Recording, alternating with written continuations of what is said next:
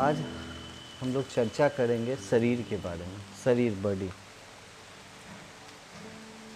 एक पॉज के बाद लोगों के मन में आएगा कि अरे शरीर की क्या चर्चा करना है, हम सभी तो इसे देखते हैं, हम सभी तो इसे प्रतिदिन अनुभव करते हैं, हम सभी तो शरीर को प्रतिदिन एक्सप्लोर करते हैं। फिर शरीर की चर्चा, ऐसी बातें क्यों उठ रही?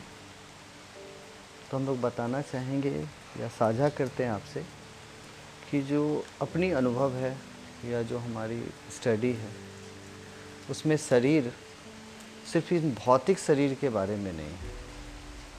हम लोगों ने विष्णु पुराण में पढ़ा, विष्णु सप्तद्वार के बारे में, कि 7 द्वारों के परे भगवान विष्णु का विराम स्थल है, जहाँ वो विश्राम करते हैं।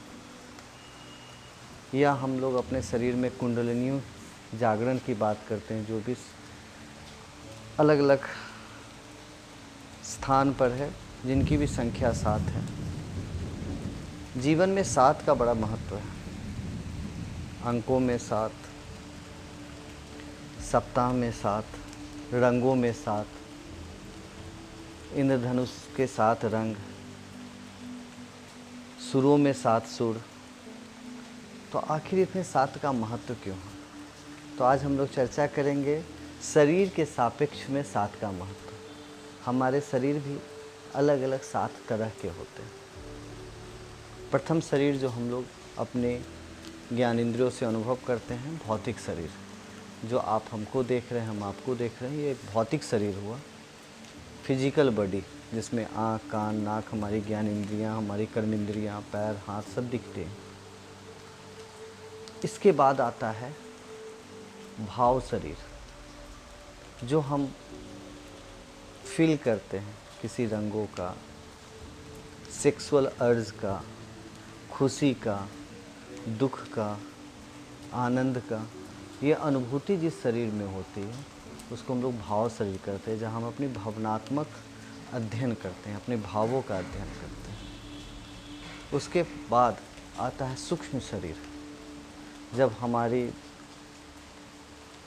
सूक्ष्मता बढ़ती है, हम ज़्यादा गहन होते हैं, अपने अध्ययन से विवेकशील होते हैं, जब हम तर्क कर सकते हैं, किसी चीज़ों को इंटरप्रिटेट कर सकते हैं, जब हम अपनी अपनी पर्सपेक्टिव रख सकते हैं एक ही चीज़ों के लिए, उसको हम लोग बोलते हैं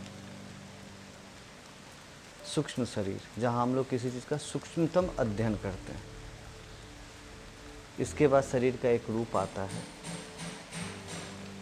मानस शरीर, जैसे इंट्यूशन होना आपके अंदर,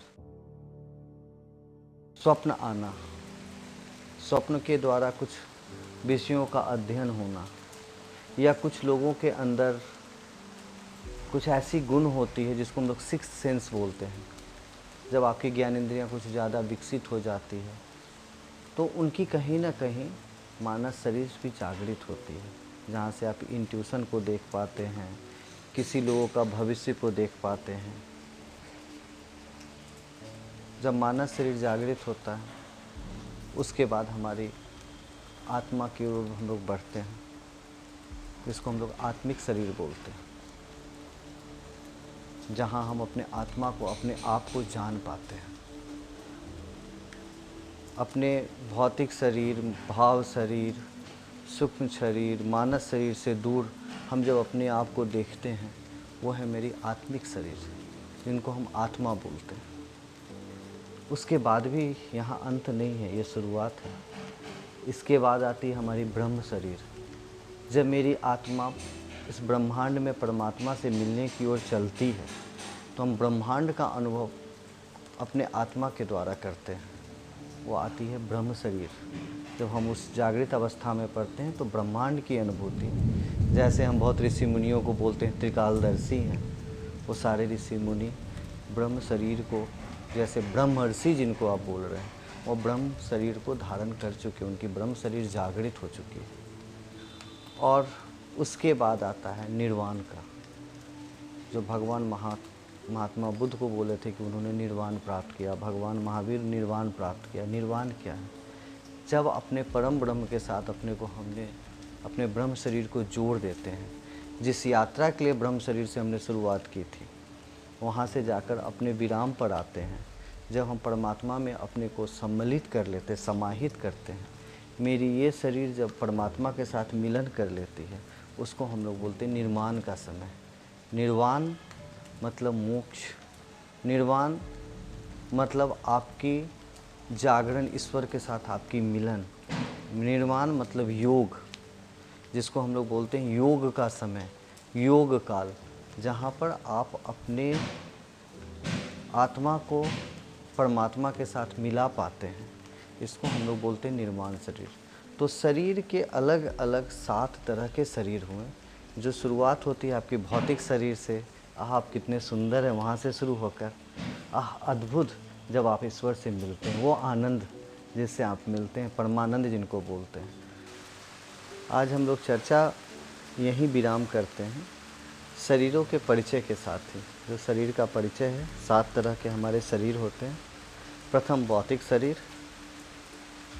सेकंड भाव शरीर, थर्ड सूक्ष्म शरीर, उसके बाद आता है मानस शरीर, फिर आत्मिक शरीर, फिर ब्रह्म शरीर और अंत में निर्वाण शरीर। इन 7 शरीरों को हमको ध्यान में रखना है कि हमारी 7 तरह की शरीर होती हैं, 7 प्रकार की शरीर होती है, और हमको सभी को सजग करना, सभी को जागृत करना है। निर्वाण प्राप्ति हेतु इनका जागरण काफ़ी ज़रूरत है, जागरण की आवश्यकता है। और जागरण की प्रक्रिया हम लोग आगे कभी चर्चा में करेंगे कि हम लोग कैसे इसको जागृत कर सकते हैं। जहाँ कुंडलिनी जागरण से क्या संबंध है, उसका भी विस्तृत चर्चा करेंगे।